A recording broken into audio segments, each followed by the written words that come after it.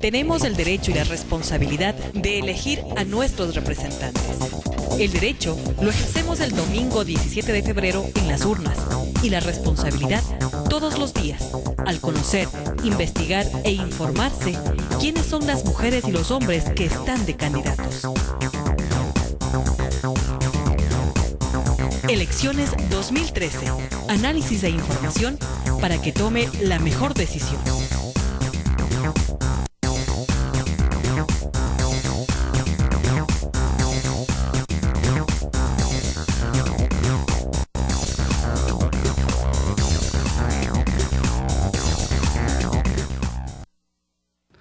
Amigos, amigas, buenos días. Son las 7:43 minutos. 7:43 minutos. Empezamos el programa de elecciones 2013 ofreciéndoles disculpas. Yo llegué atrasado. Ramiro Vela, el primer candidato que será entrevistado esta mañana, estaba puntual en el CED. Así que hoy tenemos, aparte de Ramiro, que es el primer candidato principal de la lista 35 del partido de gobierno del Movimiento País, asambleísta de Cotopaxi. También tendremos en la segunda media hora al señor Carlos Viva. Él es el primer candidato principal del Movimiento Ruptura de la lista 25, que apoya la candidatura presidencial de Norman Ray, mientras que la de País, como todos sabemos, apoya la reelección del presidente Rafael Correa. No sé si tenemos hoja pregrabada ¿no? Ok, listo, no nos han enviado las hojas. Empezamos entonces este programa que va a ser el último de la serie de entrevistas. Pasado mañana empezaremos, en cambio, el programa de debates. Hemos formado parejas para que discutan exclusivamente sobre las propuestas, es decir, qué es lo que proponen llevar como proyectos de ley y como proyectos de fiscalización a la Asamblea Nacional Legislativa los candidatos y las candidatas en caso de que sean elegidos.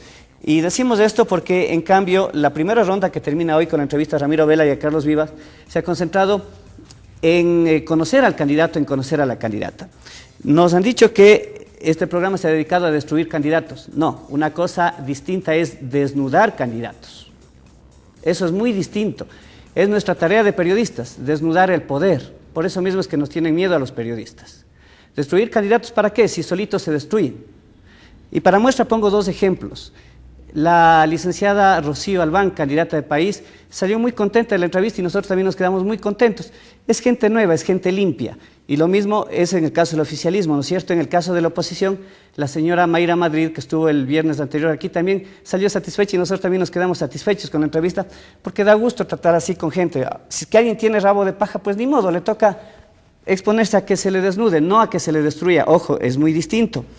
Y digo esto porque ni siquiera es gente del oficialismo, es gente más bien de partidos de oposición que critican al oficialismo, que haya falta de transparencia y ellos están en lo mismo. Y es que nosotros no podemos cerrar los ojos, amigos, amigas, como periodistas, a que se utilice, por ejemplo, el Seguro Social Campesino como botín político.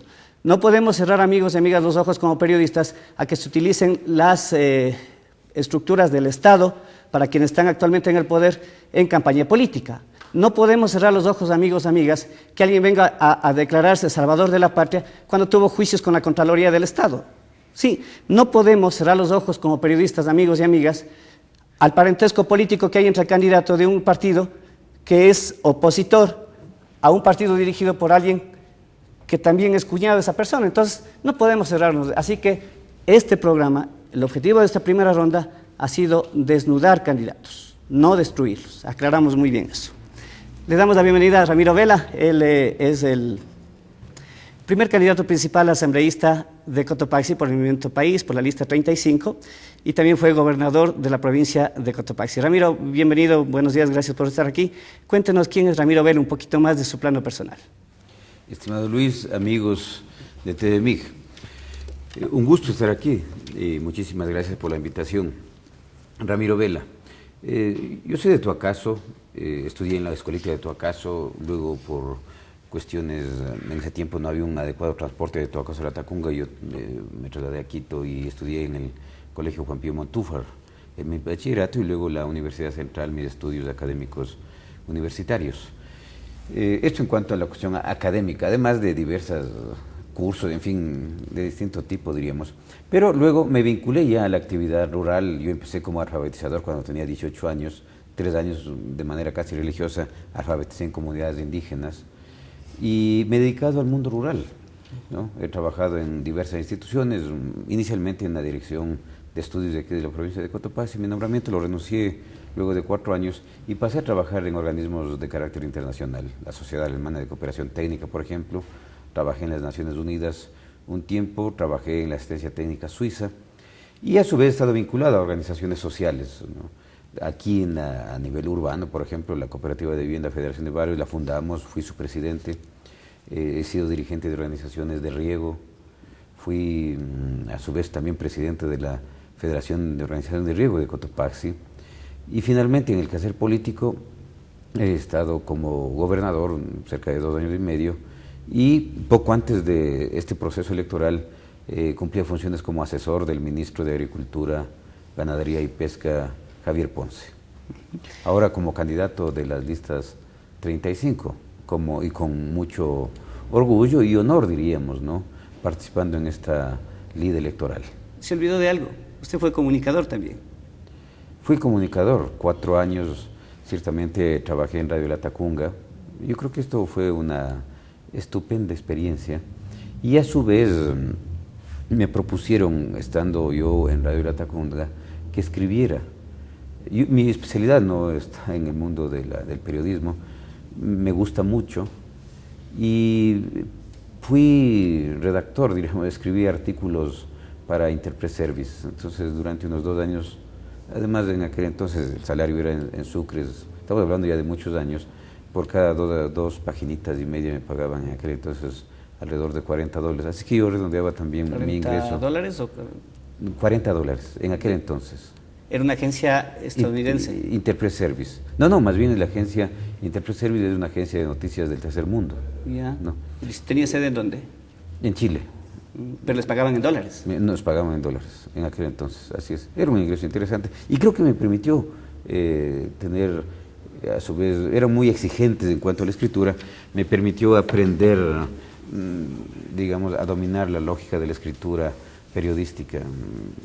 Sirvió también para que yo me especialice un poquito en esto, hice curso en CIESPAL y a su vez dedicarme a la lectura de Gargurevich, por ejemplo, un estupendo redactor de noticias en aquel entonces. Creo que ahora hay muchos más y sobre todo mi afición a García Márquez. O sea, García Márquez estudiaba periodismo, digamos abogacía, igual que yo no había estudiado periodismo, él tampoco, pero los reportajes de García Márquez es una cosa extraordinaria, que yo los he revisado, he sido un seguidor de él. Bueno, García Márquez es García Márquez. Y le preguntaba esto porque queremos empezar, como le decía Ramiro, esto es un programa de la primera ronda, ha sido para desnudar candidatos, y desnudar en el buen sentido de la palabra, ¿no es cierto? Se supone que quienes van a aprobar leyes, que quienes van a fiscalizar al poder, tienen que ser personas pulcras, personas honestas, personas sinceras, coherentes al menos, y eso es lo que hemos pretendido. Ya en la segunda ronda, que será los debates, ahí se centrarán netamente en propuestas, y usted creo que le toca con el capitán César Díaz, si no me equivoco, y ya mañana daremos a conocer la lista de cómo quedó armadas las parejas, y ahí yo, por ejemplo, ya no intervendré, yo solo seré el moderador, el que diga se les acabó el tiempo, no se les acabó el tiempo, nada más, o los que les plantee los temas que el programa ha elaborado, ¿no es cierto? Pero ahora sí, le he topado este tema porque justamente queremos ver o saber cuál es su posición sobre la ley de comunicación, uno de los temas tan polémicos que a ratos el presidente Correa dice hay que apurarse aprobando, y otros ratos dice, no, a mí ni me interesa, dice, yo ni siquiera sé qué contiene el texto. Mi posición muy clara, muy clara, en esto no creo que hay que darse mucho las vueltas. Pongo un ejemplo concreto para tratar de dar mi versión. Estuvo el presidente Correa hace unas 3 semanas, un poquito más, de viaje para la ciudad de Ambato en el tren, ¿sí? Y nosotros nos subimos en el tren en Lazo. Estuvo programada la inauguración del terminal del ferrocarril en Ambato a las 7 de la noche. Y salimos de aquí, de La Tacunga, para llegar a esa hora a Ambato. Lo que sucede es que la gente, en cada lugar, había cantidad de gente que quería saludar al presidente, escucharle, y esto hizo que el viaje sea mucho más lento. Entonces, en Salcedo, por ejemplo, había muchísima gente, y en cada lugar. Cuando llegamos a Cunchibamba, resulta que a ese paso no íbamos a llegar a las 7 de la noche. Y el presidente tomó la decisión de que se detenga el tren, cambiar de vehículo y en automóvil tratar de llegar puntual a la cita para la inauguración del terminal terrestre en Ambato. Y yo también cambié de vehículo, tomamos un jeep y nos fuimos a Ambato. La gente esperaba ya, unas 4 o 5 mil personas, el acto empezó y el ferrocarril llegó una hora más tarde. ¿Qué decía un periódico al otro día? El periódico decía, el tren se dañó en Cunchibamba. No, yo tengo el recorte. El tren se dañó en Cunchibamba y por eso el presidente tuvo que cambiar de vehículo para trasladarse a Ambato. Fue una mentira. ¿Cómo puede un periódico decir tal cosa? Esto no puede ser. Esto es desinformar a la ciudadanía, porque esa noticia podía ser interpretada como, caramba, se está inaugurando el ferrocarril, se está inaugurando todo el sistema del tren aquí en el país, y cómo es posible que en el día de la inauguración ya se dañó el tren, ¿verdad? Entonces, una noticia falsa, mal dada, genera una serie de interpretaciones incorrectas en la ciudadanía. Lo que la ciudadanía necesita es información veraz, nada más. Y en ese sentido, yo creo que, no solo aquí en el país, en otros lados también, la prensa ha cometido, diríamos, estos deslices, ¿no?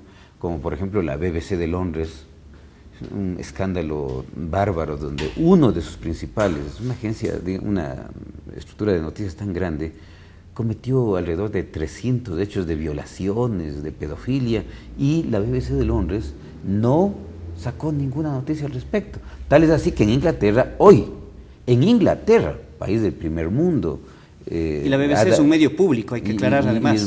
Sí. Lo que aquí sería el telégrafo, lo que dicen que es TC, lo que dicen que es Gama, aunque esos son más gobiernistas, ¿no?, que públicos. Entonces, el telégrafo sí es un medio público. Hoy, en Inglaterra, se habla de la necesidad, hoy se debate en Inglaterra de la necesidad de tener una ley de medios, una ley de comunicación. Entonces, lo que yo digo es, no hay que hacerse mucho lío aquí, lo que necesitamos es medios de comunicación que den información veraz, nada más. Es el tema central. En eso estamos de acuerdo, pero esto justifica que se pretenda poner una ley que en cambio le da el poder a un gobierno, independientemente de quién está en el poder, qué gobierno está en el poder. Ahorita está país, ¿no es cierto? Luego estará, yo que sé, X, Y, Z, pero a la larga, si es que se aprueba esa ley, va a quedar patentado, va a quedar facultado a cualquier gobierno de turno a manipular los medios. ¿No sería entonces de reelaborar esa ley y lograr que esté regida por instituciones autónomas, instituciones independientes, formadas por académicos y no por políticos? Y digo esto porque usted sabe perfectamente cómo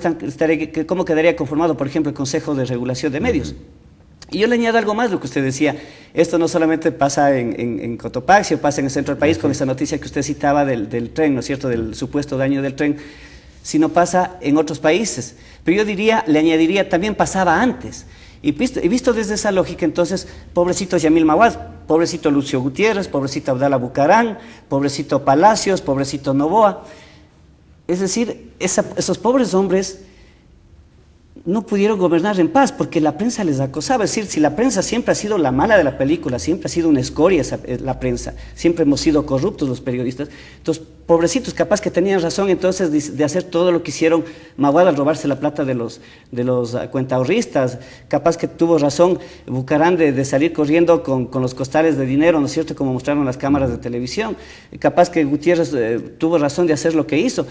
Entonces, ¿no cree que estamos exagerando las cosas de uno y otro bando? ¿Usted se compromete o usted podría llevar tal vez alguna propuesta de reformar ese texto y que haya un consenso o se va a mantener sin posición desde arriba? Insisto, para cualquier gobierno va a quedarle esa facultad de decir yo hago lo que me venga en gana con los medios, independientemente de qué color sea el gobierno, dependiendo de que pasen los años. Dos ideas centrales en torno a esto. La una, en la propuesta de ley de comunicación que está, digamos, ahí pendiente en la Asamblea, se establece este hecho de que las frecuencias de la radio, de la televisión, no sea lo que ha sido en la historia de este país. ¿Y lo que es actualmente con este gobierno? ¿Cuántos medios están en manos del Estado y cuántos medios están en manos privadas?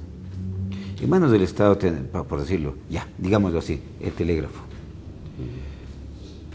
TC Televisión. Hay 30 medios, no nos vamos a, porque nos vamos a olvidar los nombres. Gama. Hay 30 medios, entre electrónicos, entre radio, televisión. ¿Y cuántos son la totalidad de medios en el país? De frecuencias de radio y de televisión. Yo estimo que más de unos 300 al menos. De acuerdo. ¿No? Y entonces la ley contempla, ¿no es cierto?, el 30% para medios privados, 30% para medios comunitarios, 30% para medios públicos. De acuerdo.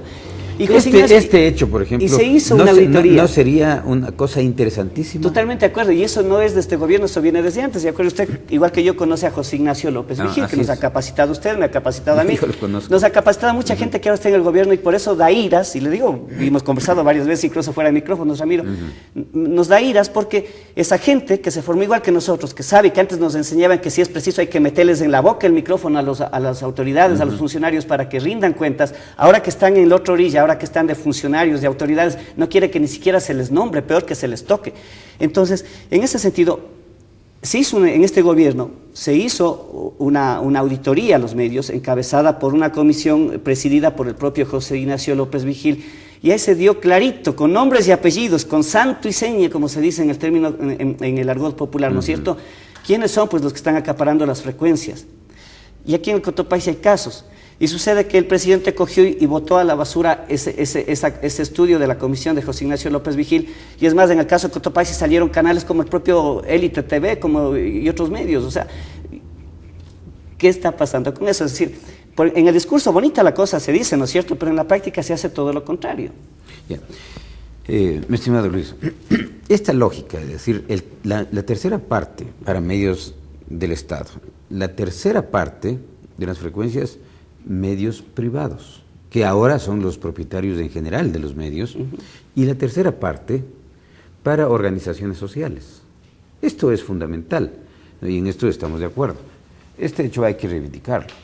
El otro elemento, yo lo digo con la más absoluta franqueza y de la manera más directa, obviamente que necesitamos trabajar, luchar para que haya libertad de prensa.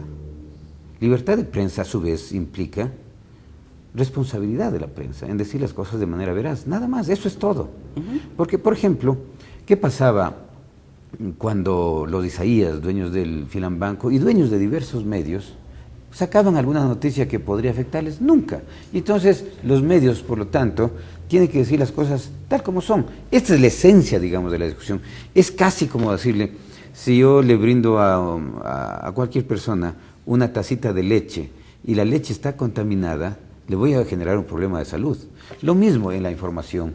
Si la prensa, los medios de comunicación entregan una información, digamos, contaminada también, como el ejemplo que estoy citando del ferrocarril, eso genera una contaminación en la opinión pública. Es decir, el papel que juegan los medios tiene un papel totalmente determinante. Y entonces mi concepto es ese, lo digo de la manera más clara y absoluta. Y obviamente necesitamos generar una discusión amplia. Y la pregunta concreta era, ¿usted llevaría alguna propuesta de reformar el actual proyecto que está en la Asamblea, o usted estaría de acuerdo con que se apruebe tal como está el proyecto? Hay que discutirlo, ¿no? La Asamblea se va a elegir el 17 de febrero. Hay que discutirlo. Claro. La lógica es que podamos, insisto en este concepto igualmente central, la configuración del Estado y de las leyes tiene que buscar el bien común. Si no es así, si es para favorecer a un grupito por acá o un interés por acá, estamos por el camino errado. Necesitamos avanzar en hacer leyes e instituciones que busquen el bien común. Esta es la esencia, Ramiro, de las cosas. Y le preguntaba también esto, usted tiene en sus manos, no sé si pueden enseñarlo a la cámara que tiene usted enfrente, este libro. Usted tiene un libro que se llama Los Watergate Latinos. Ajá. ¿Ya? Y son historias de periodistas latinoamericanos que han destapado casos de corrupción en los gobiernos. Insisto, usted va a ir a fiscalizar, es una de sus tareas. Y usted fue gobernador. Y usted, Ramiro, usted fue testigo de que hubo corrupción en este gobierno en algunas direcciones provinciales de aquí. Usted nunca los denunció. ¿Qué pasó con esos casos? Dirección de Educación, Dirección del MAGA, por ejemplo. Tal vez. Si quieren más detalles se los doy, pero yo creo que no es necesario. Yo a su vez quiero decir esto. Dígame si alguna otra persona podría exhibir un currículum como yo en este sentido. ¿Quién denunció el caso de Codereco? Siendo yo un ciudadano común y corriente. Pero después se retractó y después nunca hubo la rueda de prensa. No, Después del Expreso tuvo que destapar y fue una olla de grillos a nivel nacional, no solo en Cotopaxi. Es lo de Linar, lo del Codereco. ¿Quién lo hizo? Yo lo de Linar, sí, perdón. Sí, yo lo hice. Lo de Humajinga, lo de la prefectura. ¿Quién con su firma y responsabilidad? Igual, ¿quién? Yo le pasé la documentación oficial a Humajinga y eso determinó. Pero le recuerdo una cosa, Ramiro. Tercero. Solamente en lo de Humajinga, ya.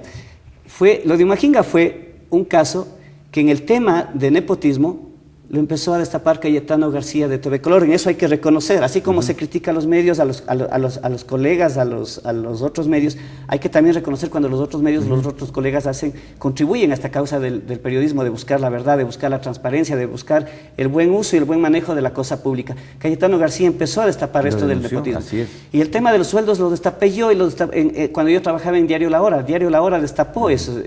¿Quién entregó la documentación con su firma? Les correspondía a ustedes porque ustedes son los políticos. Yo lo hice. Pero yo le pregunto, si no hubiese habido el papel de la prensa, ¿se hubiese conocido ese y otros casos más? Y la prensa es su papel, ¿no? Otro caso. Pero porque nos dejaban antes de hacer. El de Linar. ¿Ya? No. Yo estaba por ser candidato ya a la prefectura por Movimiento Alianza País. Y ya en esas circunstancias, siendo parte de este proyecto político, con mi firma presenté la denuncia contra el director nacional de Linar. ¿Quién en ese tiempo? Un ingeniero Valareso. ¿Ya? ¿No?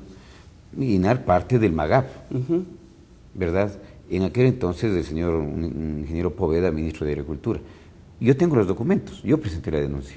Y hoy hay un proceso judicial en contra de estos dos señores, traidores de este proyecto político, ¿no? Bueno, dígame usted, aquí en Cotopaxi, ¿alguien ha hecho una cosa parecida con su firma? Siendo ciudadano, y yo siendo asambleísta, a eso iba. No tenga usted la menor duda de que voy a seguir en la misma ruta. ¿Por qué? Porque si son opositores hay que controlar, pero mucho más si son parte de gobierno. ¿Por qué? Porque quien toque, siendo parte de este gobierno, la esperanza del pueblo depositada en un gobierno, en uno de los asambleístas, quien toque esto, no solo que serían corruptos, sino traidores a una causa, y en eso vamos a ser absolutamente rígidos. Usted acaba de mencionar dos cosas fundamentales, ¿no es cierto? Las denuncias que usted formalizó, valga la aclaración o la precisión, lo hizo como ciudadano, y la otra denuncia también contra el INAR lo hizo como ciudadano. Así es. Una cosa es estar en una orilla y otra cosa es estar en la otra orilla. Insisto, la pregunta inicial o el argumento inicial con la que le planteé la pregunta fue, en cambio cuando estuvo de gobernador, usted se cayó cosas que estaban pasando en las direcciones. No. Han habido procesos. ¿Y en qué terminaron esos procesos? Pero procesos internos que ustedes se guardan, pero a la faz pública no sale, se protegen unos a otros. No. Y esto no solo es aquí en Cotopaxi, sino en todo el país, en esta revolución ciudadana. Luis me dará la razón, cuando yo en funciones de gobernador, me negué alguna vez a abrir la puerta a los periodistas. Pero era muy ambiguo, muy confuso, decía una cosa y parecía otra. No, y ustedes eran libres de preguntar todo. No, yo dejaba otras actividades y a ustedes le privilegié el tiempo y me reuní para que pregunten de todo, o me negué a responder alguna pregunta. Pero el abrir las puertas no necesariamente significa dar información. Insisto, las respuestas eran muy ambiguas. Y ahora que está aquí, ¿qué pasó? Pero ustedes son periodistas profesionales que tienen la capacidad de preguntar y de investigar y sobre eso... Y de repreguntar. Claro, pero en las ruedas de prensa había bastante restricción para las repreguntas. Pero habían reuniones particulares que venían, don Ramiro, quiero juntarme con usted. Nos sentamos. Claro, cuéntenos, por ejemplo, ahora entonces, ¿qué pasó con Walter Huacho, quien tenía denuncias por supuestos cobros para entregar cargos de porteros y esas cosas en los establecimientos educativos? Ese era uno de los casos, por ejemplo. Se han dado este tipo de casos, ¿no? Yo lo expreso. Venían a la gobernación en ocasiones personas que decían, sabe que tengo este problema. A mí me han pedido, o yo he dado tal cantidad de dinero. Y entonces decían, vea, todo el respaldo de la estructura del Ministerio del Interior, lo que usted me acaba de decir, iniciemos un proceso, pero ayúdeme usted con su testimonio, oficialmente. Y al momento que yo le decía esto, la persona como que le hubiese visto al diablo, decía, no, discúlpeme, y se iba. Y entonces, también yo pienso que por parte de la ciudadanía tienen cierto resquemor, miedo. No han hecho lo que yo hice. Yo con mi firma entregué documentación. Y hay gente que, sabiéndolo, se queda callada. Hay gente que, cuando alguna autoridad va y hace una obra, no le pide a la autoridad, diga, deme el contrato, deme el proyecto. ¿A cómo está comprando el metro de adoquín? ¿A cómo está comprando este tubo, esta válvula? No lo hace. ¿Por qué? Por comodidad. Yo creo que también por una cierta, ¿qué diría?, cobardía, y ejerce una suerte de complicidad con quien mal hace las cosas. Entonces, como ciudadanos también estamos convocados, todos. La lucha contra la corrupción es un proceso colectivo de autoridades, ¿no? Todas las autoridades, de los medios también, y de la ciudadanía, de las organizaciones. Ramiro, pero el asunto es que avanzar, el asunto es que en el caso, por ejemplo, la denuncia contra Humajinga, usted ya tenía todas las evidencias recolectadas por la prensa. Usted lo que tenía es que formalizar. En el caso de los otros, la gente sabe, pero no tiene evidencias, y eso es lo difícil. Y usted dice, y es verdad, en el discurso está bonito, Fernando Suárez, el actual gobernador, también repite, y es verdad, eso nos garantiza la Constitución, que deberían las instituciones públicas, tanto del gobierno central, de las municipalidades, de las juntas parroquiales y de la prefectura, deberían entregarnos, hasta recibos deberían entregarnos a los ciudadanos y a los periodistas. Eso está establecido. Pero no entregan. Y desde los propios ministerios, tanto así que, por ejemplo, yo quisiera saber cuántos vuelos diarios hay en el aeropuerto de Cotopaxi. Ni siquiera en la regional hay información, toca ir a la DAG. Mire, nos pueden llamar por teléfono. Puede ser que en algunas instituciones haya este celo, diríamos, ¿no? Inclusive, voy a tomar el caso de la misma Asamblea Nacional. Se pidieron 9.000 requerimientos de las instituciones. ¿Cuántos de esos han avanzado? Casi nada. Y son miles y miles de documentos entregados a la legislación. Muchos de ellos para jorobar, diríamos, me disculpe el término. Pero aquí hay una ley que se llama la Ley de Participación Ciudadana, y la ciudadanía está convocada a ejercer actividades de veeduría. ¿Quiénes lo hacen? Reciben la obra y se quedan quietos, calladitos, ¿no? El actual gobernador mismo, Fernando Suárez, ofreció la lista de sueldos y lista de puestos desde hace 3 meses, hasta ahora no se concreta, por ejemplo. Le doy un ejemplo. Tenemos una llamada telefónica. Buenos días, ¿con quién tenemos el gusto? ¿Cuál es su nombre? ¿Desde dónde nos llama? Y cualquier inquietud que tenga para Ramiro Vela, pero eso sí, obviamente con todo el respeto. Buenos días. Mi nombre es María Gutiérrez, le hablo de acá de San Sebastián. Quiero hacerle algunas consultas al señor Vela. Me dicen, estoy escuchando que él va a fiscalizar en asamblea, pero bueno, yo hasta ahora no he visto realmente que ningún asambleísta de Alianza País fiscalice. Y si es que tratan de fiscalizar, lo amarran una pantomima y termina, y jamás han sido juzgados las personas que se inició una investigación y jamás se concluyó.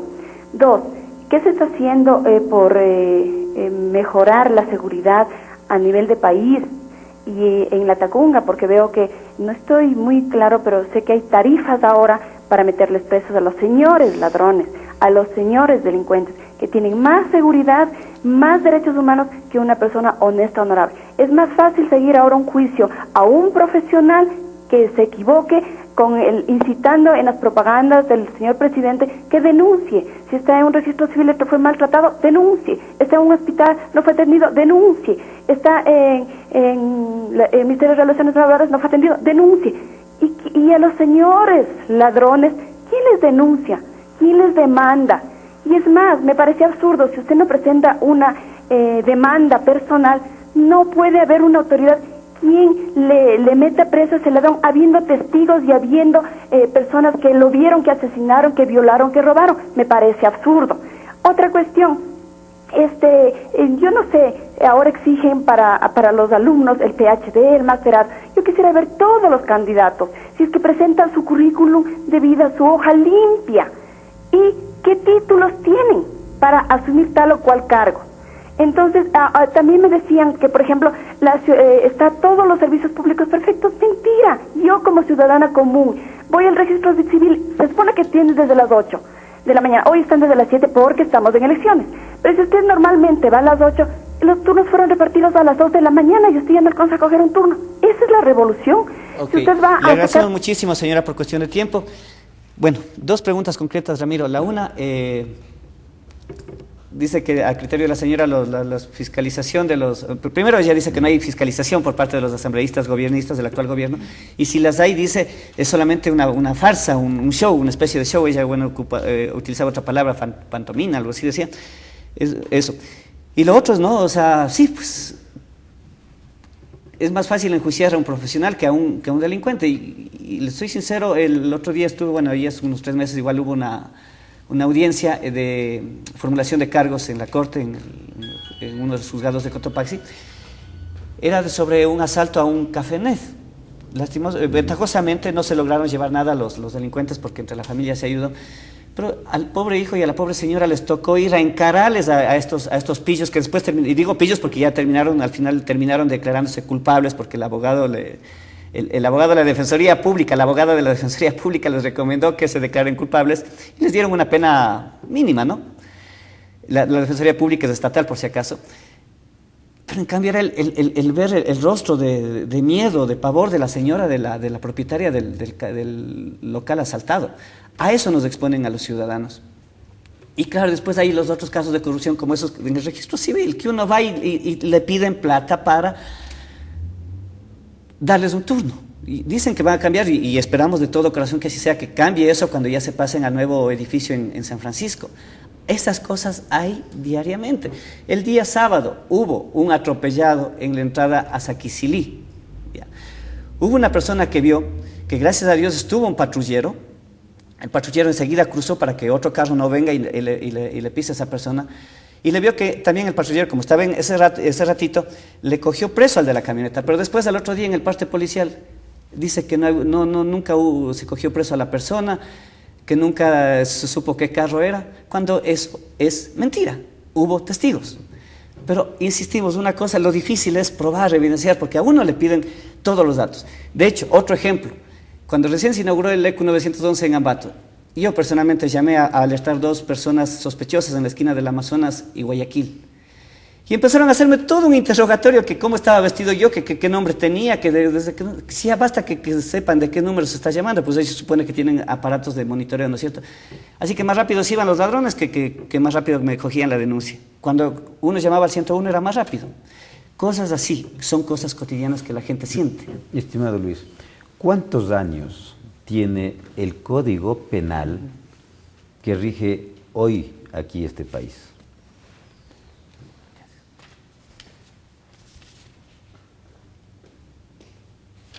...70 años.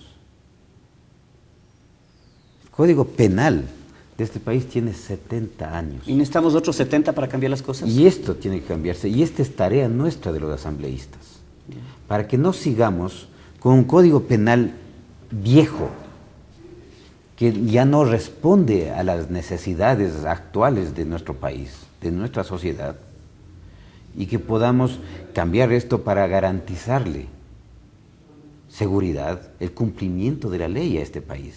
70 años, y eso se sigue utilizando. Entonces hay que modificarlo. Es una tarea de la Asamblea. ¿Quiénes han manejado la Asamblea y quiénes han atorado últimamente en el último periodo? ¿Quiénes ahora se oponen a Correa? Los socialcristianos.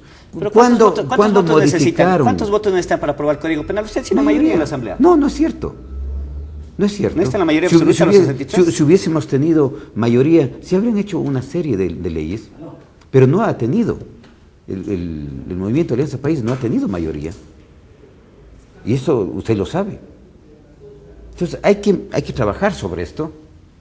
El otro punto que yo quiero decirlo de la manera más directa y franca. La señora acaba de hacer no solo una pregunta, sino toda una argumentación anti-Correa, anti-gobierno. Yo únicamente, la señora debe estar registrado ahí su nombre, yo me comprometo a que con la señora conjuntamente,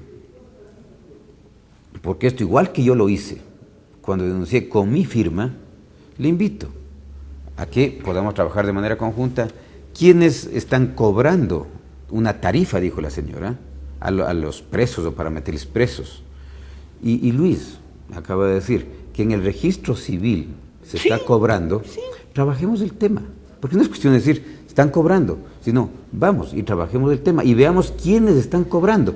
Y yo hoy mismo voy a oficializar esto, yo voy a pedirle, Luis, copia de este programa, y con esto yo voy a dirigirme al director nacional del registro civil y a su vez a la estructura de la policía, ¿no? Porque esto no puede quedarse así. Por supuesto. No puede quedarse así. Por supuesto. ¿No?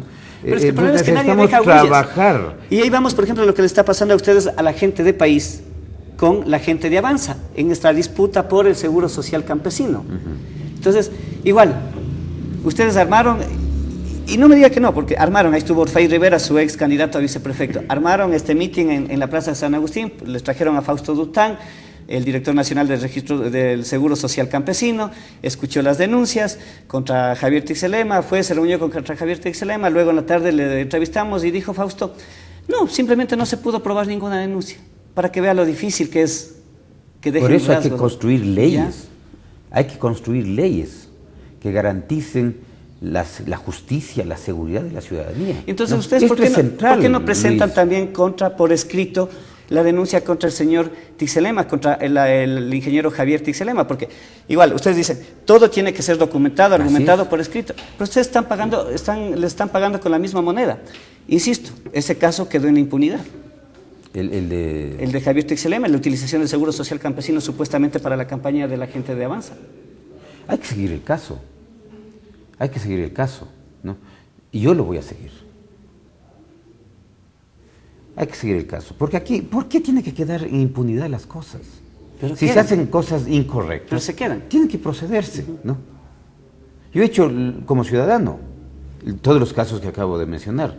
Y en el ejercicio de la gobernación, cuando desbarataron la gobernación, he procedido. A pesar de amenazas de que venían ya los sicarios, de que me cuide y cosas por el estilo. ¿Y quién le he amenazó? procedido. Me llamaban por teléfono cuando yo metí el juicio en el caso de los militantes del MPD que entraron rompiendo las puertas de la gobernación y en el sitio donde va la bandera pusieron la bandera del MPD. Con mi firme he puesto la denuncia, a pesar de las amenazas, ¿no? Entonces, en lo que a mí ha correspondido, yo he procedido. Y obviamente, esta no es tarea única del Ramiro Vela. Es tarea colectiva de todos para construir una sociedad en donde podamos tener paz, justicia, seguridad. Esto es tarea central, pero no solo mía, de todos. Una cosa de adicional, la Asamblea, Ramiro. del Ejecutivo, de la ciudadanía, de los medios. Ok, estamos por terminar, una cosa adicional nada más y vale.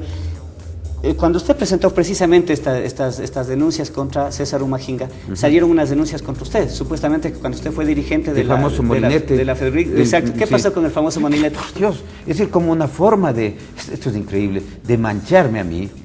Tocaron el tema del molinete y de carro, que yo había, en el caso del vehículo, una cosa que... Hay dos carros en la gobernación, ahora hay tres, uno nuevo, dos carros. El uno lo utiliza la intendencia, la comisaría para sus tareas, y el otro era del gobernador, un carro usado también en mal estado que había que repararlo. Lo mandamos a reparación. Y mientras tanto yo solicité ciertamente que se me preste, como sucede hoy, el CNE solicita para las actividades y así. Yo solicité un vehículo a Linares en aquel entonces. No niego una relación de amistad con Luis Salazar. Pero en este caso era un asunto institucional. Me prestó el vehículo. Cuando ya se rehabilitó el carro de la gobernación, yo devolví el vehículo a Linares. Eso fue todo. Y de esto hicieron un escándalo que yo prácticamente me había robado el carro. Okay. En el caso del famoso molinete. Reconozco el tema de que yo hice el trámite.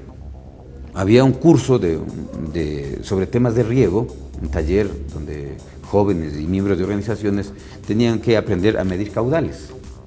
Y necesitaban un aparato para medir caudales. Entonces me llaman y me dicen, Ramiro, usted de pronto tiene relaciones, conocimientos sobre este asunto, ¿podría ayudarnos consiguiendo un molinete? Entonces digo, de pronto. Llamé yo al Codereco y les pregunté, ¿tienen ustedes un molinete? Y me dice, sí tenemos un molinete. Entonces, ¿podrían prestarle a estos caballeros que están haciendo el curso? Claro, fueron y le dejaron el molinete. Resulta que extraviaron el molinete. Como yo hice el trámite y sin haber yo topado ese famoso molinete, sin haber topado, claro, entonces dijeron, como el Ramiro hizo la gestión, entonces él tiene que cargarse con el molinete. ¿Ya? Y respondí.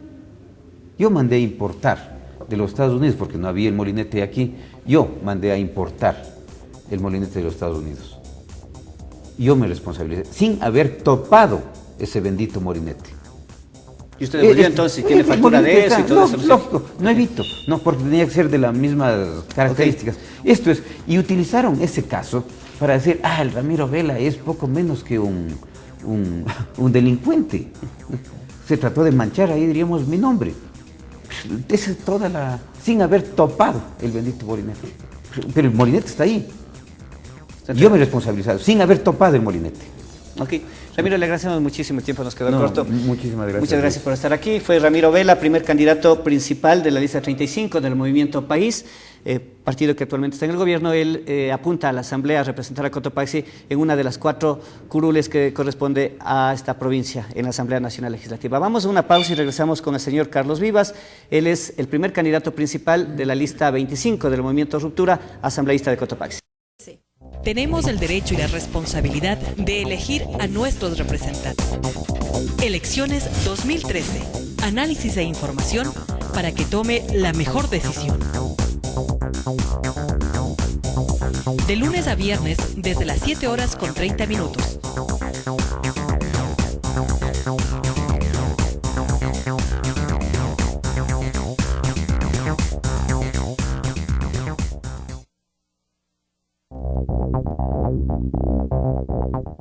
Forma de votación en general. Artículo 119. Para expresar su voluntad, el elector, en el caso de elecciones unipersonales, marcará el casillero de la candidatura o del binomio de su preferencia. Elecciones 2013. Análisis e información para que tome la mejor decisión.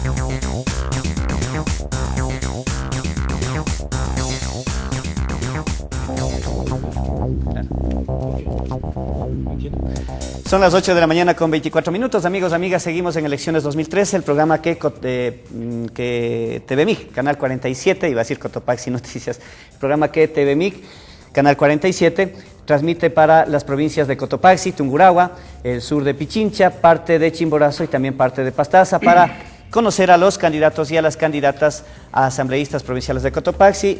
Recuerde que este programa se transmite, se repite a las 22 horas de lunes a viernes, y el video de la entrevista también usted puede ver pasado el mediodía en www.cotopaxinoticias.com. Es el último candidato en pasar por este set, digamos, en cuanto ya a las entrevistas individuales de Elecciones 2013 para asambleístas. Pasado mañana empezaremos el programa de debates. Mañana tendremos un programa especial que hará como una especie de intermedio entre la primera ronda y la segunda ronda. Y le damos la bienvenida al señor Carlos Arnulfo Vivas Armas. Él es el primer candidato asambleísta de Cotopaxi por la lista 25 por el Movimiento Ruptura, que auspicia la candidatura presidencial de Norman Ray. Señor Vivas, muchísimas gracias por estar aquí, muchísimas gracias por su paciencia. Usted está desde temprano en el canal, hubo un desfase, pero le agradecemos. Así que díganos usted, nos ha hecho llegar su hojita de vida, pero más bien díganos usted quién es Carlos Arnulfo Vivas Armas. Buenos días. Buenos días, licenciado y ciudadanía de Cotopaxi. Luis nomás, no soy licenciado. Buenos días, Luis, y la ciudadanía de todo Cotopaxi. Carlos Vivas es un ciudadano de esta provincia, es pugilense de toda la vida, he estudiado en la Escuela Doctor Pablo Herrera, en donde tuve el honor de ser abanderado. Luego estudié en el Instituto Superior Vicente León, para posteriormente ingresar a formar parte de las gloriosas Fuerza Aérea de nuestro país. Cumplí mis 20 años de servicio, hice el curso de Estado Mayor, en donde obtuve igualmente la primera antigüedad. Dentro de lo que es mi formación profesional en Fuerza Aérea, tengo varios cursos en el exterior, entre ellos 2 muy importantes en la Fuerza Aérea de Estados Unidos, como Air Weapons Controller y Air Weapons Traffic Controller. Entonces, luego de eso, o paralelamente a eso, Carlos Vivas estudió en la Escuela Politécnica del Ejército y obtuvo su título de ingeniero comercial, además de un diplomado y una especialidad en pedagogía. Entonces, a breves rasgos, eso es lo que les puedo indicar de Carlos Vivas, aparte de que trabajó 20 años en la Fuerza Aérea y participó igualmente y activamente en el conflicto del CENEPA en ese entonces con un radar AR-15 en la cordillera de Patuca. Entonces, en la cordillera del Cóndor, perdón, en el sector de Patuca. Entonces, a veces dicen, ¿y qué ha hecho en política? ¿Por qué ha participado en política?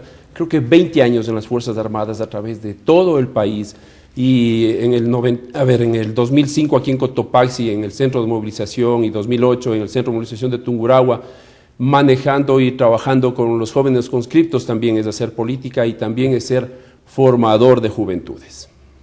¿Actualmente a qué se dedica? ¿A la docencia? Bueno, se me pasaba. En la actualidad tengo el altísimo honor de ser catedrático en la Escuela Superior Politécnica de aquí de La Tacunga. ¿Qué asignaturas da? Bueno, mis asignaturas son las de economía y elaboración de proyectos. Y se dice que este país lo que necesita es justamente proyectos, se necesita planificación, y una de las fortalezas de este gobierno, según destaca el régimen, es la economía. Por fin hay un economista que gobierna un país. En ese sentido, ¿qué piensa usted del poder? ¿Qué piensa usted de la política? Usted mismo nos hacía referencia a que es la primera vez que incursiona en esto, ¿no es cierto? ¿Por qué se animó y por qué con ruptura?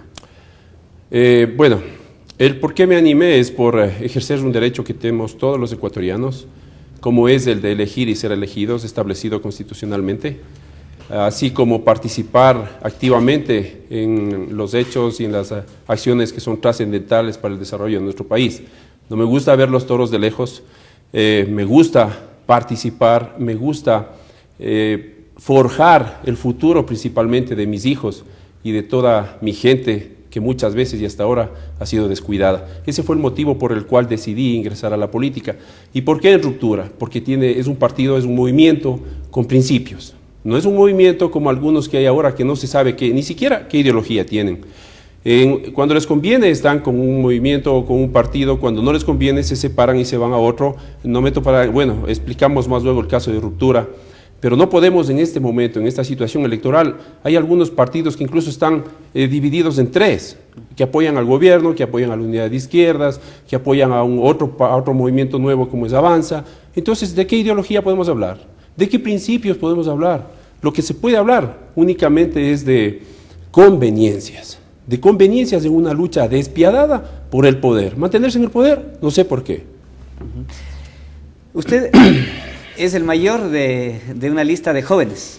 Insisto, cuando digo de jóvenes incluye usted también, pero usted, digamos, de todos ellos, de los 4 candidatos principales, usted es el mayor y es el que encabeza la lista. ¿Qué se siente trabajar con un grupo así?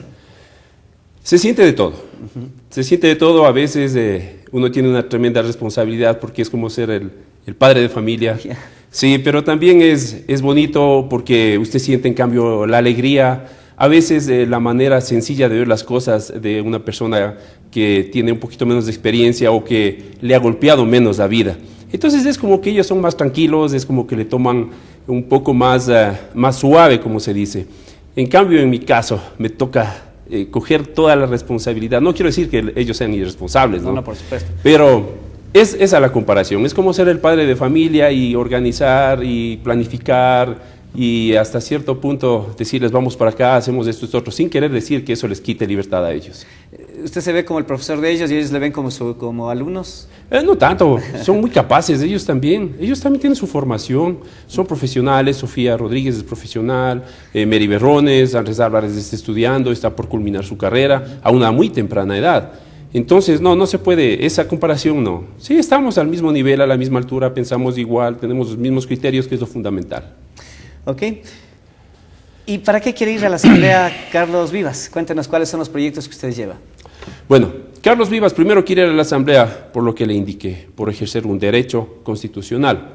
Primer punto. Segundo, porque creo que Cotopaxi necesita a alguien que en realidad le represente. No quiero decir que yo sea lo máximo, que sea la solución.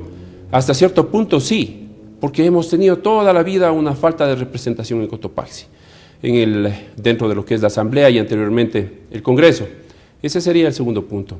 Tercero, porque no podemos seguir permitiendo que se viole o que no se respete ni siquiera el artículo 1 de la Constitución, en el cual dice que el Ecuador es un Estado que se organiza como una república y el punto fundamental de una república es la separación de poderes, cosa que lastimosamente no existe en nuestro país. Actualmente. En la actualidad. Sí, en la actualidad al menos se puede visibilizar eso, no lo dice Carlos Vivas, lo dice un montón de medios de comunicación, lo dicen políticos, lo dice la gente que siente a veces el peso del poder dentro de los 5. Entonces, eso principalmente es lo que le invita y lo que le invoca a Carlos Vivas a participar en la Asamblea. Bueno, adicional de los proyectos que tenemos como parte de Ruptura y como parte de Carlos Vivas para sacar adelante nuestra provincia, que hasta ahora sigue siendo una de las más olvidadas de nuestro país. Ok. ¿Qué hacer entonces para que este país vuelva a tener separación de funciones, pero al mismo tiempo sin que eso signifique volver a lo que antes pasaba? Es decir, si bien este país siempre ha sido presidencialista, con un régimen presidencialista, porque así lo han garantizado todas las constituciones que han regido este país, en la práctica quienes mandaban eran los honorables diputados, el Parlamento, ahora llamado Asamblea, antes llamado Congreso Nacional. Los diputados eran los que quitaban y ponían presidente de la República de acuerdo a sus conveniencias, y si es verdad, y eso sí no es ironía, es verdad, para proteger ciertos espacios de poder. Y si no, veamos lo que pasó con el mismo Gutiérrez, más allá de que haya sido bueno o malo Gutiérrez como presidente, más allá de que tenga otras cuestiones, pero a la larga quienes sacó a Gutiérrez fueron los Isaías, apoyados en los diputados socialcristianos, y esto se evidencia porque quienes empezaron a transmitir primeritos la caída de Gutiérrez eran TC Televisión y Gamavisión, que ahora están en manos del gobierno, porque antes estaban en manos de los Isaías, y enfocaron las cámaras de tal manera, cerraron los lentes de las cámaras de tal manera que hacían aparentar como que había una muchedumbre, como que había bastante gente en una de las principales avenidas de Quito, si no me equivoco era la 10 de agosto. Entonces, han puesto y han quitado presidentes. ¿Cómo hacer entonces que en el Ecuador se respete el poder ejecutivo, el legislativo, el judicial, ahora el de participación ciudadana, y se me escapa otro más, y es porque ahora tenemos 5 poderes, y sin que se regrese antes a que los diputados pongan y saquen presidentes? Bueno, difícil el que no se regrese a como antes. Y qué bueno que trae usted a colación todo ese proceso, todo cómo fue la caída del señor presidente Gutiérrez, porque eso les deja sin piso a muchas personas que tratan de sacar pecho diciendo que ellos son los que le han sacado a Gutiérrez y que ellos son los que, por ello estamos ahora ya en una mejor época. Se beneficia el trabajo de otros que van a presentar denuncias, ¿no? Bueno, eso por un lado. Por otro, lo primero que hay que hacer, Luis y ciudadanía, para que no sean engañados por otros candidatos que les escucho que ofrecen cosas que no puede hacer un legislador, que no está dentro de sus funciones ni dentro de sus atribuciones. Entonces, en este punto, lo primero que tiene que hacer Carlos Vivas en la Asamblea es seguir el proceso legislativo para pedir y tratar de llegar a una reforma a la ley orgánica de la función legislativa. Tenemos que partir desde ahí, porque si bien el Ecuador es un país de una organización presidencialista, sí, pero no pues hiperpresidencialista. Eso no podemos permitir eso. Entonces, lo primero es la reforma a la ley orgánica de la función legislativa. Ningún candidato le habla de esto porque seguramente, no sé si no saben, o no sé si no les conviene, o saben que es mejor mantener esa misma estructura y, mejor dicho, tratar de alcanzar una mayoría en el Congreso que sea afín al gobierno de turno, independiente de cuál sea. Entonces, ese es el punto primordial de cualquier candidato asambleísta que quiera un cambio. La ley orgánica de la función legislativa. No podemos seguir manteniendo un consejo de administración legislativa, en donde el que se constituya en un muro, en una pared infranqueable para cualquier proyecto de ley que no sea del Ejecutivo. Vayámonos a números. Creo que de los 44 presentados por el Ejecutivo, 43 han sido aprobados sin ningún problema. Y vayamos viendo, son como 262, 264 proyectos presentados por los legislativos, de los cuales ha pasado 1. Sí, entonces así no se puede trabajar. Primer punto, reforma de la ley. El CAL tiene que ser revisado, los procedimientos legislativos tienen que ser revisados. Y vamos a lo otro, al caso de legislación. El caso de legislación es más grave todavía, porque tenemos una comisión de legislación con 11 miembros, de los cuales 6 hacen mayoría y son afines al gobierno. Si es que eso se mantiene, no vamos a poder fiscalizar nunca, como tampoco se lo ha hecho en este periodo. Entonces, eso es lo fundamental que hay que hacer en la Asamblea. Muchos dirán difícil, pero eso no hay cómo hacer. Si es que no hay cómo hacer, estamos fregados. Estamos fregados, porque presidente, Asamblea, se acabó. A pesar de que ahora dicen que el único poder que está un poco independiente es la Asamblea, me atrevo a decir que no. Que también está dentro de las manos y bajo el abrigo del Ejecutivo. Ok. Y precisamente una de las declaraciones que dio aquí en Cotopaxi el presidente Correa, el presidente candidato, ya de candidato, netamente cuando y encargó la presidencia a Lenín Moreno, fue eso, que ya él ya no está para estos jueguitos, entre comillas, o textual mejor dicho, ya no está para estos jueguitos del diálogo y del consenso, que ya en la sede de país, al interior del país se discute lo suficiente, se debate lo suficiente y con un debate muy inteligente, decía él. Entonces lo que se necesita es mayoría, y por eso es el eslogan de ellos de vote todo, todito 35 y todo eso. ¿Usted está de acuerdo con que se traslade el debate, la discusión sobre temas que nos interesan a todos, incluyendo a los que no piensen igual, a una sede de un partido particular, cualquiera que éste sea? Luis, en ese sentido, los ecuatorianos no todos somos de Alianza País. Eso hay que estar bien claros, y eso les pongo no en alerta, les hago conocer a los ecuatorianos. ¿Acaso que todos somos de Alianza País? ¿Y acaso que solo ellos, en un acto de, hasta cierto punto, de soberbia, acaso que ellos son los únicos que pueden? ¿O acaso que solo ellos tienen que decidir lo que ocurra o deje de ocurrir en nuestro país? Así no es, Luis, eso no es democracia. Somos 14 millones y más de ecuatorianos, no solamente es Alianza País. Bueno, independiente de, en ese momento, porque ellos están en el gobierno de turno, independiente de cuál sea el gobierno. O sea, no se pueden tomar las decisiones ni hacer firmar documentos notarizados en donde yo me comprometo a hacer lo que diga mi jefe. Eso no está bien, Luis, porque estamos yéndonos en contra de la democracia. Y no hay que olvidarse de una situación, de una cosa. La fiscalización es fundamental. Y no con un intento malsano ni de coger rating, como dicen, o de tratar de llamar la atención, sino porque eso va a ser saludable para cualquier gobierno, porque le van a hacer ver de que no todo es perfecto, de que no todo está bien. Si es que hay cosas buenas, perfecto, pero lo malo, hay que decirles, si es que se han descuidado justamente por no tener la visión del entorno, por no tener la visión, el otro punto de vista, si es que se han olvidado, para eso está la fiscalización, y no solamente de los asambleístas, sino de toda la ciudadanía, de todo el pueblo ecuatoriano. Entonces hay que decir, ratito, estas cositas están mal, y qué mejor, si el gobierno fuera lo suficientemente perceptivo como para coger eso, hacer una retroalimentación y corregir. Tendríamos un gobierno mucho mejor. Ahora veámosle desde el otro lado, desde la orilla del gobierno nacional. Y ustedes, amigos, amigas, pueden plantear inquietudes llamando al teléfono convencional que aparece en caracteres en la pantalla de su televisor. Señor Vivas, veamos desde el lado del gobierno.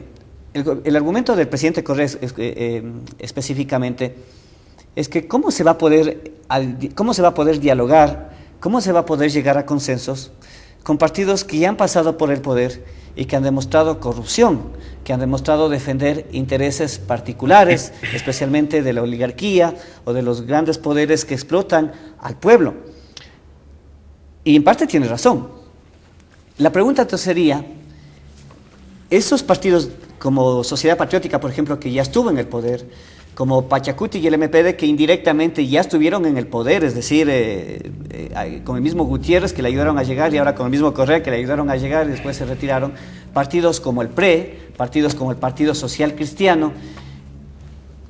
¿Sería conveniente o sería justificado entonces que queden ya estigmatizados, que pese a tener representantes en la Asamblea, no se les permita incluir propuestas de ley, no se les escuche para ver qué es lo que proponen, o en su defecto, estos partidos deberían ya hacerle un bien al país y autoeliminarse y ya no participar en política y dar paso a otros partidos como por ejemplo Ruptura, Suma, en fin, otros movimientos que aparecen? Eso sería lo adecuado. Me atrevería a decir que eso sería lo correcto.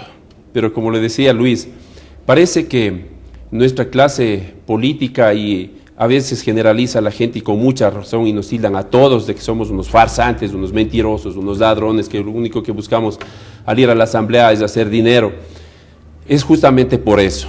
Entonces yo creo que deberían ser un poquito más decentes y hacerse a un ladito y dar paso, aunque sea a gente más joven, a gente nueva de sus mismos movimientos y partidos, que creo que ya las nuevas generaciones tenemos una visión diferente a cómo se maneja el Estado, a cómo se maneja la política en nuestro país. Entonces, creo que eso sería fundamental, aunque es mucho pedir.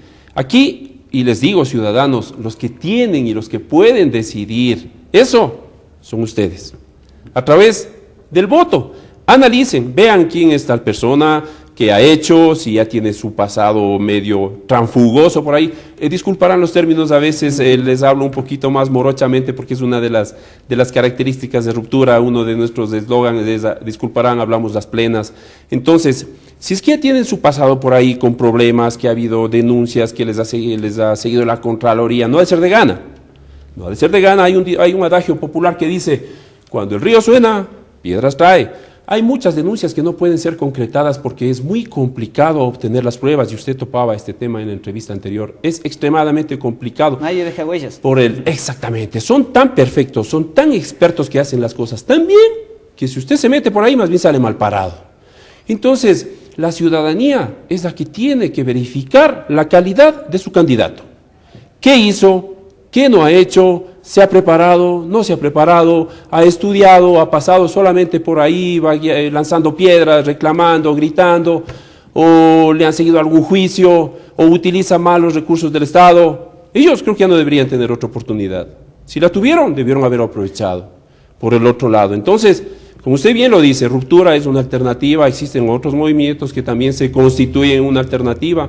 Las personas, en caso de edad, no es que Ruptura sea solamente de jóvenes, sí, habemos personas un poquito más que jóvenes, que estamos en una etapa adulta, pero aquí y acá somos jóvenes. Ok, pero también Ruptura ha cogido gente de otro lado. Por ejemplo, Paco Moncayo ha pasado ya por Izquierda Democrática, ha pasado por el movimiento municipalista y ahora está de candidato a asambleísta nacional por Ruptura. Y también ha tenido cuestionamientos en el tema de la negociación del aeropuerto de Tababela.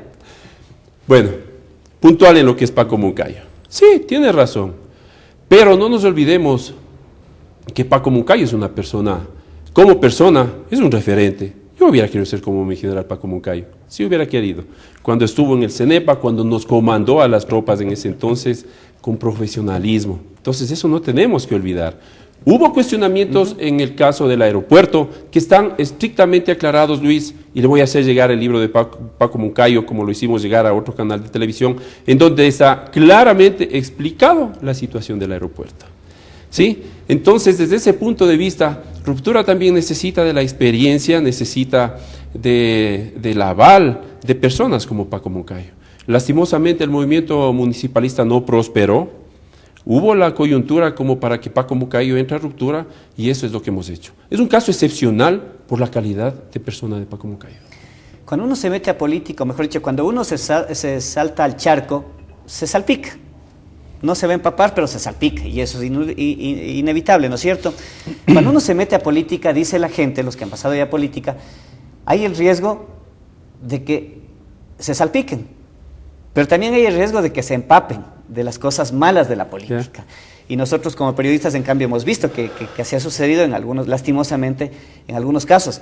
Se han perdido incluso excelentes periodistas que se han metido a políticos y luego, así como usted dice, o sea, a Paco Moncayo nadie le puede discutir su valentía, ¿no es cierto?, su fortaleza para el país cuando fue uno de los que comandó la batalla contra Perú, la guerra contra Perú en el Alto Cenepa.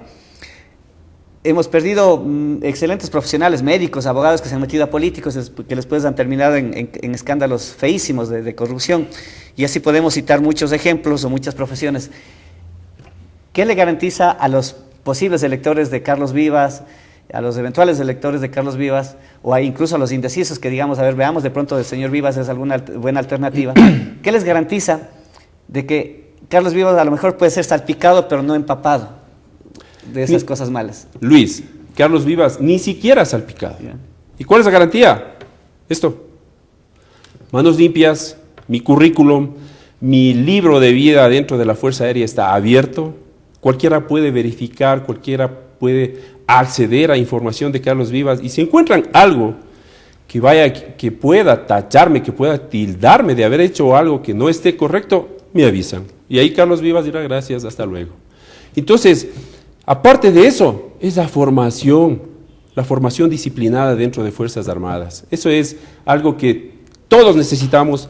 Lamentablemente en nuestro país ahí también hay una creencia, y que a veces me atrevo a decir, digo, no creo que sea así, pero es como que decimos, el ecuatoriano es llevado por el mal.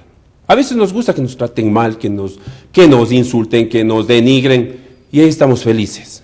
Con tal de que nos den algo. a cambio de una dádiva, de algo que le llaman dignidad, y que también cogemos y cerramos los ojos y decimos, pero bueno, por lo menos nos dan algo. Así nos insulten, nos maltraten, nos pateen, pero alguito nos dan. Si se llevan, que se lleven, pero hace obras. Esos son criterios que hay que desterrar, hay que sacar de las cabezas de los ecuatorianos. Y vuelvo, Carlos Vivas ha sido formado profesionalmente, tanto en la vida militar como en la vida civil, en la universidad. Estuve en la ESPE, estuve en la Universidad de Loja, y estoy formando jóvenes también a través de la cátedra universitaria. Entonces, eso creo que es más que suficiente como para que sean garantizados de que Carlos Vivas ni siquiera se va a salpicar, peor empapar. Y ojalá, me atrevo a decir que dentro de Ruptura las probabilidades son mucho menores, por no decir nulas, comparado con otros movimientos y partidos. Claro, porque dicen que las tentaciones tienen varios rostros, además, pero que además esos rostros son muy atractivos, son muy bonitos, y por ejemplo está el rostro del discurso, está el rostro del dinero, está el rostro de, no sé, de comodidad, yo qué sé, hay varios rostros, ¿no? Todos son atractivos y bonitos. Así es, Luis, y voy a ir un poquito más allá. Una de las soluciones para que no se peleen los políticos por ser candidatos y hayan... Todos somos testigos de las luchas intestinas que hay en cada uno de los movimientos, de los partidos, para designar quién es candidato, quién no es candidato, quién da más, quién da menos, este sí me cae, este sí le puedo manejar. Yo me atrevería a ir un poquito más allá. El sueldo de los asambleístas no debería ser el que tienen, debe ser un poco más abajo.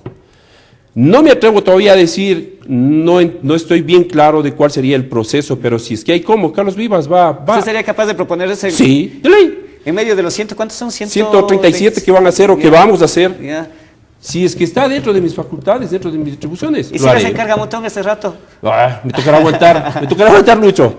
Me tocará aguantar, pero creo que voy a tener el respaldo de Ruptura. Yeah. Sí, y creo que va a haber muchos asambleístas que van a estar de acuerdo conmigo. Ese no debe ser el sueldo de un asambleísta. Peor de un asambleísta que ni siquiera asiste a las reuniones y todavía tienen el descaro de exigir su sueldo y exigir que les incrementen el sueldo. Eso no está bien. Independiente de que se pueda o no se pueda disminuir el sueldo de los asambleístas, Luis, Carlos Vivas no tiene ningún interés económico en ir por ir a la asamblea, porque no tiene que pagar deudas a nadie. No tengo 100, 200 personas en la esquina de la sede de Ruptura esperando que cuando él vaya de asambleísta, después le ayuden a conseguir un puestito en el municipio, en la prefectura, en cualquier entidad pública. Porque esa es otra cosa que hay que corregir, Luis. Un país no se hace con servidores públicos. No podemos tener una ingente cantidad de servidores públicos atados a un movimiento, a un partido político, y que ellos tengan miedo de mantener su puestito. Entonces, Luis, esa va a ser una de las propuestas de Carlos Vivas. Independiente de eso, ténganlo por seguro. Una parte de mi remuneración, va a venir al Instituto Pazmiño de aquí. ¿Usted se compromete al hogar al asilo de ancianos? Al asilo de ancianos, porque vayan allá a ver al esos Instituto pobres. Estupiñán. Qué ingratos que somos, qué ingrata que es nuestra sociedad para con nuestros mayores, que se merecen el mayor respeto por ellos, porque ellos son los que nos criaron. Cuéntenos ya en los proyectos de leyes, recuérdenos, han pasado por aquí ya Andrés, se me escapan los nombres de las otras señoritas integrantes de la lista, estuvieron ya por aquí por este set. Pero refrésquenos la memoria, ¿cuál es la principal o cuáles son las principales propuestas que Ruptura lleva a la Asamblea? Las necesidades de nuestro país en legislación son muchas. Hay que hacer muchas reformas, hay que derogar muchas leyes. Creo que hay como 250,000 leyes que nos rigen a los ecuatorianos, me parece un número excesivo. Muchas de ellas, en lugar de permitir la fluidez de la vida diaria del país, se construyen en obstáculos. Eso es un trabajo arduo que hay que hacer en la Asamblea. Pero yéndonos puntualmente a lo que son las propuestas de Ruptura, topamos 4 ejes fundamentales y uno que es principal y fundamental para aquí, para Cotopaxi. Estamos hablando de educación, salud, agricultura y también lo que es comunicación. ¿Sí? En lo que es educación, no podemos permitir que nuestros jóvenes lleguen al tercero de bachillerato y se den cuenta de que no les han enseñado o que no han aprendido nada. Y que les apliquen una prueba sesgada, eso hay que estar claros, es una prueba sesgada, una prueba de conocimientos generales, y que a través de eso, que viene a constituirse en un examen de ingreso a la universidad, nos digan, no, usted no puede seguir esta carrera, tiene que seguir esta otra, cuando mi vocación es otra. La educación inicial de 0 a 5 años está completamente descuidada, el 80% de niños no tienen acceso a ningún programa gubernamental, entonces eso es puntual en lo que es educación, y el bachillerato general unificado no es aplicable para nuestra realidad. Hay que revisar, especialmente para Cotopaxi. Cotopaxi necesita bachilleres técnicos y carreras técnicas en las universidades. Nuestra provincia es eminentemente técnica en agroindustria, en automotriz. Tenemos mucha gente nuestra trabajando en el oriente en lo que es petróleo. Eso por un lado. En lo que es salud, necesitamos, no se puede hacer, el sistema de salud es como su palabra lo dice, es un sistema. No solamente es cuestión de hacer centros de salud, pero ahí están las paredes. Y tampoco ahora se han cogido otro término en hablar repotenciar. Las máquinas se repotencian. Las máquinas se repotencian, o como decía la señora Tibán, ahora se habla de lo que se está haciendo es un maquillaje. Yo conozco eso como una remodelación, que es ir, pintar las paredes, arreglar por aquí. Eso no es necesario, eso no es suficiente. No es suficiente. Entonces, la salud necesita una transformación en su gente, en sus profesionales sanitarios. No tienen un escalafón. Los médicos están buscando la criminalización de la actividad médica. Son 7 años que ellos tienen que estudiar mínimo. No quiero decir que tampoco se les permita hacer lo que ellos crean conveniente. Hay que regular, sí, pero hay que evaluarles y mantener el estándar de ellos durante toda su vida de tratantes. Pero tampoco se les puede meter a la cárcel mientras los delincuentes están felices de la vida afuera. Eso hay que estudiar, hay que revisar, hay que trabajar y hay que debatir, Lucho. Hay que debatir. Hay que debatir, no es cuestión aquí ya conversamos entre nosotros y esto hacemos. No. Es cuestión de debatir y de dialogar entre todos. En lo que es comunicación, básicamente hay que revisar la famosa ley de educación, la ley de comunicación, perdón. ¿Volverla a redactar si es necesario? Si es que es necesario, sí. Yo solamente aquí tengo unas 10 razones por las cuales esa ley no debe pasar. ¿Cuál es la principal razón? La principal razón es, por ejemplo, la de que no se establecen limitaciones para la emisión de cadenas nacionales. Eso es terrorífico, lo que hemos vivido desde hace como 2 o 3 meses atrás, es mortal, porque ahora nadie puede, yo ni siquiera puedo ver Gama ni ver TC, porque estoy sometido a un bombardeo psicológico, un bombardeo de información que me tratan de hacer ver un solo punto de vista, y así no son las cosas. Entonces, la distribución de los medios en el famoso 33, 33, 34, en donde no se puede saber cuál es comunitario y cuál es público, y que da lugar a interpretación para que todos sean públicos en un 67%, eso no es adecuado, Luis, no es saludable para nadie. Lo que es más fundamental y lo que más le interesa a Cotopaxi es lo que fomente la agricultura. En este caso tenemos ley de aguas, no puede ser que la Senagua emita sentencias y ellos sean los jueces para decir, este señor necesita agua, este otro no, cambiamos le damos acá a este otro señor, sin saber ni siquiera quién en realidad lo necesita o no lo necesita. El campesino es el que tiene que administrar el agua, aparte de un montón de cosas que trae ahí. Lo propio con la tierra. La Secretaría de Tierras igualmente emite sentencias en distribución de tierras estatales, a veces con fines políticos. Eso no está bien. La tierra tiene que ser del que quiere trabajar. Hay que hacer una buena diferenciación entre minifundio. El minifundio no es rentable. Hay que hacer un equilibrio entre lo que es minifundio, latifundio, redistribución de tierras. Es un tema fundamental y preocupante. Y lo que es más, no tenemos una ley de agroindustria, no hay una ley de fomento de desarrollo agroindustrial. No tenemos ninguna cadena agroindustrial establecida principalmente en Cotopaxi. Cada quien hace lo que buenamente puede y lo que más le conviene. La ley de fomento agroindustrial y empleo agrícola, esa va a ser la bandera de Carlos Vivas en la Asamblea. 2 cosas puntuales nada más para terminar ya el programa. La una, en el tema de educación, precisamente hoy en vivo en el programa Cotopaxi Habla, que difunde el Ministerio del Interior para rendir cuentas, se entrevistó en cadena de radios, ¿no es cierto?, y que también Cotopaxi Noticias lo difunde. Se entrevistó a un funcionario de la CENESID, se me va el nombre, y él decía que es mentira que se les obliga a los bachilleres a escoger una carrera impuesta, o mejor dicho, a seguir una carrera impuesta desde el gobierno, desde el Estado, sino que se establecen otros parámetros de evaluación, que antes se les tomaba pruebas memorísticas, como por ejemplo, qué nombre era el coronel que acompañó al general Eloy Alfaro, por ponerle un ejemplo, ¿no es cierto?, o en qué fecha se dio tal cosa, o en qué ciudad se dio tal cosa, y que eso ya no es necesario ahora, porque todos esos datos están en el Internet, por ejemplo, que con las herramientas tecnológicas ya no es necesario. Pero lo que sí se está haciendo ahora es evaluarles de acuerdo a la capacidad de razonamiento lógico. Por ejemplo, decía él, comentario textual de él, que ese razonamiento lógico, por ejemplo, se les debería tomar a los candidatos asambleístas y que según él ningún candidato, ninguna candidata pasaría esa prueba de razonamiento lógico. Esa es la versión oficial. Usted lo ha dicho, es una versión. Es una versión de ellos. ¿Qué quieren que yo piense como ellos?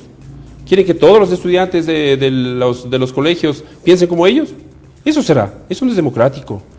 Sí, está bien que no tiene que ser memorista, pero tampoco, otro error que tenemos es que antes fue peor. Y es problema de los que estuvieron antes. Pero tenemos que buscar un mecanismo que sea aplicable a la realidad del Ecuador, aplicable a la realidad de Cotopaxi. Y no es que sí se les da opción, no se les da opción. Si saca cierto puntaje, sigue cierta carrera. Si saca un poquito menos, esta otra carrera. Y generalmente dentro de las 5 opciones que le dan, no está la que me gusta. Entonces no es así, Luis. Usted decía, claro, uno de los argumentos que antes era peor, y Ramiro decía, ¿no? Por ejemplo, el código del procedimiento penal tenía como 70 años, entonces yo le preguntaba si haría falta otros 70 años para cambiar. Le pregunto lo mismo a usted. No creo que sea necesario 70 años. Es cuestión de sentarse, pero en realidad sentarse a trabajar. No estar preocupado en hacer propaganda, en ver cómo hago para quedarme aquí 4 años más. Así no es. Como le comentaba al inicio, Luis, nosotros elegimos un presidente que nos va a gobernar por 4 años. No creo que elijamos alguna otra cosa. Y la otra en la cuestión agrícola es, aquí en Cotopaxi se da un fenómeno que es la inmigración interna, que antes había, pero uno pensaba que ya esa época se había superado, pero la gente del campo sigue bajando a la ciudad. Y digo sigue bajando porque es literal, ¿no es cierto? Del páramo se trasladan a la ciudad. Y aquí en Latacunga, por ejemplo, el sector de San Felipe, en Loma Grande, se ha convertido en uno de los principales asientos de los inmigrantes indígenas, de esta gente que antes nos alimentaba y que ahora también se va sintiendo la escasez de alimentos en los mercados, especialmente lo que es papas, mellocos, yo qué sé, verduras, legumbres. Tanto así que el ahora defenestrado prefecto César Humajinga intentó construir planes de viviendas para esa gente, para la gente migrante. Entonces estaba, por ejemplo, en La Avelina para la gente de Zumbagua, Tigua y Huangaje, en el sector de Saquicilí, estaba para la gente de los páramos del propio Saquicilí, que no están muy lejos en cambio, y que incluso sabemos que sigue habiendo movimiento actual, con la actual prefecta sigue habiendo movimiento de la gente en esa hacienda que está en la vía Saquicilí-Latacunga. Entonces, y lo penoso del caso es, y conversaba con gente de alrededor, dices que no viene pues gentecita de a pie, ¿no? Viene gente en unos carrazos del año, en unas Chevrolets de D-Max o Mazda D-Max, no sé, yo no sé mucho porque no tengo carro, pero en unos carrazos del año, o por lo menos si no son del 2012 o del 2013, son por lo menos del 2010, del 2008, del 2009. ¿Cómo hacer entonces para que si de haber estos programas de ayuda a la gente, se les dé exclusivamente a la gente que necesita, pero y además con el fin específico de generar agricultura, de generar el cultivo de alimentos, ¿no? Y no que sea para agarrar votos nada más, quien quiera que sea al que se le ocurra hacer eso o a la que se le ocurra hacer eso. Luis, regreso. Lo que pasa es que ¿cómo va a querer vivir usted en el campo? ¿Cómo va a querer usted vivir en el páramo si no tiene las mínimas condiciones para hacerlo? Entonces, ese es a lo que yo me refería, a la realidad de nuestro país, a la realidad de nuestra provincia. Hay que salir un poquito, hay que ver cómo vive nuestra pobre gente en el campo, las famosas escuelitas ahora del milenio, que creo que está en proyecto una aquí en Cotopaxi, pero eso no es suficiente. Hay cualquier cantidad de escuelas, 5 de junio en La Merced, de Hierbabuena, en Sicchos, la escuela de Cusubamba, que ni siquiera tienen pupitres para los niños. Entonces hay que empezar desde abajo, Luis. Entonces, volviendo a ese punto, Pujilí tiene cualquier cantidad de tierra. ¿Sabe cuál es el problema? Que esa tierra está seca. Y Ambato se lleva el agua del Cotopaxi, Tungurahua. Entonces, en eso es lo que hay que trabajar. Y a eso se orienta el famoso el proyecto de ley de fomento agroindustrial de Carlos Vivas. Porque tenemos que darle las condiciones para que el campesino no tenga la necesidad de salir a la ciudad. Y que esté tranquilo y que viva feliz en su campo, haciendo sus actividades agrícolas, pecuarias, con sus animalitos, con sus verduras, con sus hortalizas, pero asimismo que tenga luz, agua, teléfono, TV cable. ¿Por qué no? ¿Por qué no? Ahora ya creo que esa compañía TV cable también creo que está a cargo del gobierno. Se da por satélite, ya no tiene que tender cable, ¿no es cierto? Físicamente. Denles a ellos también necesitan y eso es lo que quieren. Y ahí no van a tener por qué salir a la ciudad. Señor Vivas, muchísimas gracias por haber estado aquí. Muchas gracias, Luis, a ustedes y por la apertura. Es algo que no ocurre en otros medios de comunicación aquí. Gracias por esa apertura, gracias por permitirnos exponer nuestras ideas, exponernos ante la ciudadanía para que nos evalúen. No es necesario una prueba de complete el cuadradito, no. Un detector de mentiras. No, un detector de mentiras. Aquí, y lo que uno expresa y lo que uno transmite a sus ciudadanos. Y los mejores detectores de mentiras son ustedes, amigos, amigas, y la mejor arma para combatir es el voto. Recuerden que no es un simple trámite ni solo para obtener el certificado de votación. Ha estado con nosotros el señor Carlos Vivas, primer candidato principal del movimiento Ruptura de la lista 25, asambleísta de Cotopaxi, movimiento que auspicia la candidatura presidencial de Norman Ray. Con esto, amigas, terminamos la primera ronda de este programa de elecciones 2013 que arrancó el 7 de enero. Que hemos destinado a entrevistar individualmente a los candidatos, insisto, para conocerlos, para conocerlas, para desnudarlos, no para destruirlos. Y sí, el papel nuestro es el de mecer una olla gigante para ver qué sale, para que ustedes vean si sirve o no sirve, y si alguien tiene que hacer el trabajo sucio, y nos toca a los periodistas, aunque seamos mal vistos, aunque seamos cuestionados, criticados. Ahora viene en cambio la otra etapa, desde pasado mañana, desde el 6 de febrero viene la ronda de debates, hemos formado parejas, ahí sí yo solamente lo que hago es sentarme aquí, plantear la pregunta y decir ya se les acabó el tiempo, nada más. Los candidatos debatirán exclusivamente sobre propuestas, ya no habrá llamadas en vivo, pero sí aceptaremos llamadas vía mensaje o mensajes de texto. Y saldremos también a preguntar a la gente, traeremos material pregrabado para que les pregunte a los candidatos. Mañana tendremos un programa especial de transición, probablemente tengamos gente que nos explique cómo se adjudican los escaños, en fin, a ver cómo está el proceso de las elecciones. Acuérdense que ya falta menos de 15 días para los comicios del domingo 14 de febrero. Nada más, amigos, amigas, soy Luis Muñoz, un excelente día, nos vemos y nos escuchamos mañana.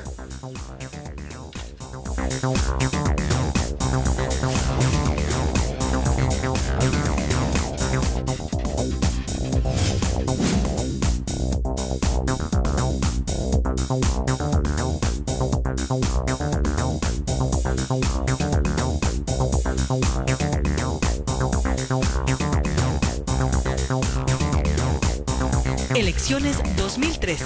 Análisis e información para que tome la mejor decisión.